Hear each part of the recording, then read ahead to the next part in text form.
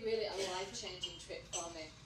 You know, I actually got to meet firsthand and hear the stories of these incredible children that had been rescued from prostitution, begging circles, you know, that had been orphaned from their parents dying of HIV/AIDS.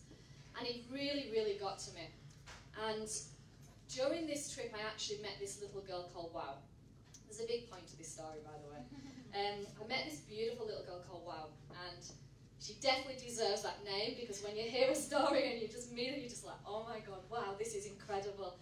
And at the time I met her, I believe she was about 12 years old.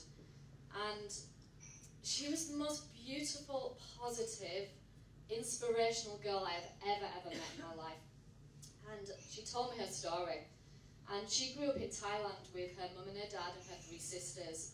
And unfortunately, well, she was quite young, I believe 7 or 8, her father actually passed away. And as we hear and we read about, in situations like this, it's extremely hard for a mum to bring up, you know, their children if their father's not around to earn the money. And her family got in a really bad situation. And unfortunately, it got to the point where then her mum had to actually consider selling either herself or one of her little sisters. And it was Wow. And she got sold, and Wow got moved up to a begging circle up in Bangkok, where every single day she'd be sent out onto the streets with lots of other children to obviously beg for money, and that money was collected by some men every single night, and they were all crowded in one tiny room where they slept. And one day, this actually upsets me, Wow came back off the streets and was taken into a different room, where a man actually entered the room and threw a litre of battery acid on Wow's face. Now, she was left for her face to melt for a day and a night on her own, with no food and no water. Now, it's a pretty shocking story. Well, fortunately for Wow, this incredible lady, Geraldine Cox, all the way in Cambodia, heard about Wow's story. And she got straight on a plane and she flew over and she rescued her. And Wow got moved to Sunrise Children's Villages. And here she grew up. Geraldine is known to over 400 children as Big Mama. And she is big and she's larger than life, and she's done the most incredible job with these children. So since I actually met Wow and I left Sunrise, I've had this incredible itch that I've needed to scratch. That I've really wanted to get back to Cambodia to really kind of work with these children and in any way I could.